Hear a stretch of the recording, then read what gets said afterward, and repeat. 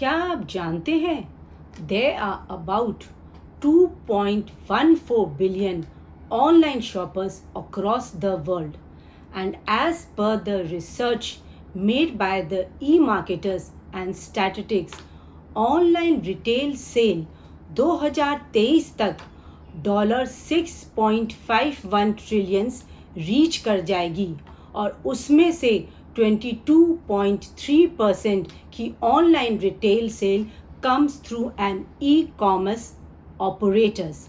Hi friends, I am CA Anita Agarwal.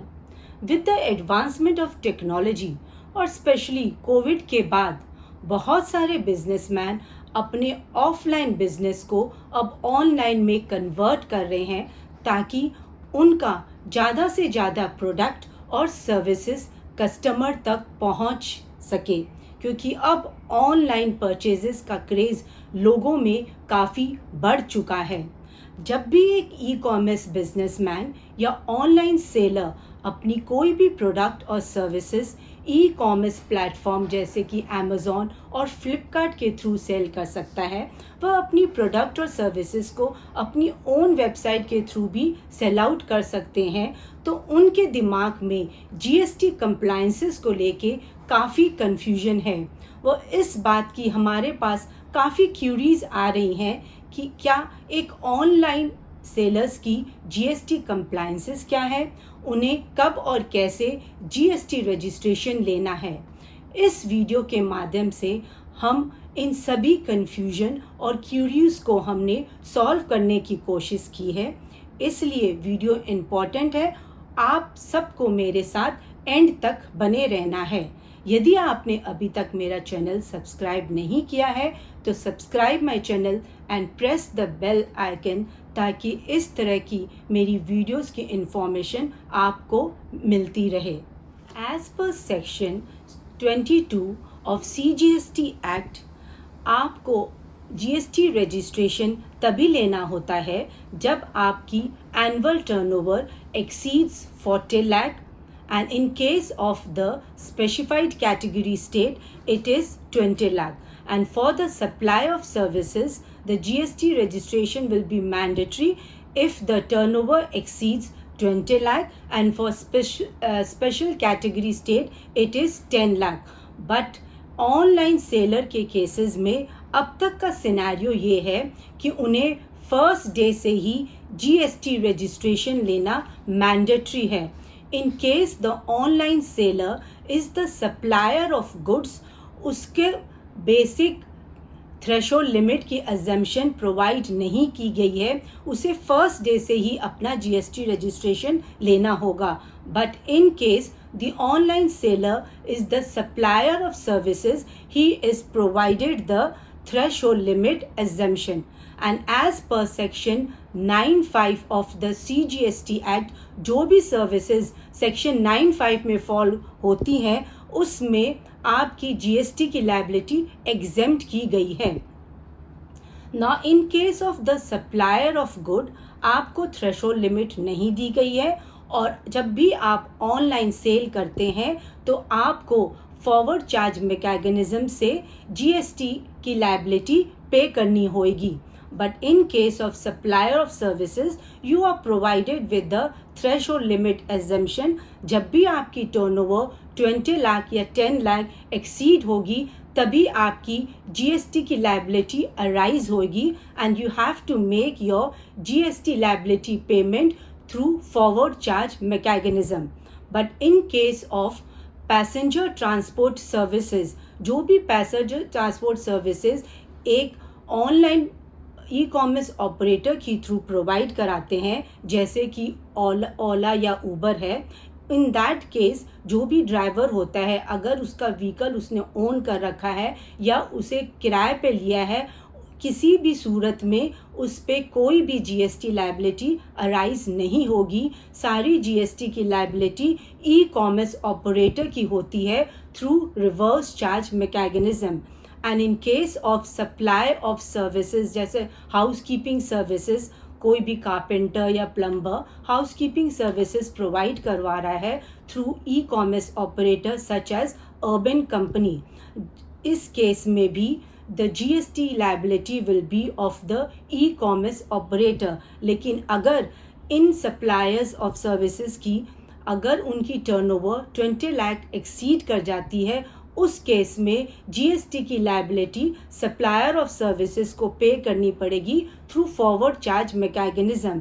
इसी तरह जो भी सप्लाई ऑफ एकोमोडेशन सर्विसेज जैसे होटल या रेस्टोरेंट सर्विसेज, अगर वो यात्रा.com इन जैसे ई कॉमर्स प्लेटफॉर्म के थ्रू अपनी सर्विसेज प्रोवाइड करते हैं, जब तक उनका रजिस्ट्रेशन वो नहीं करवाते तब तक जीएसटी की liability through reverse charge mechanism एक ई कॉमर्स ऑपरेटर की होती है। But once they cross the basic threshold limit की अजम्पशन अगर वो क्रॉस कर देते हैं, उस सूरत में जीएसटी की लायबिलिटी सप्लायर ऑफ सर्विसेज पे आ जाती है।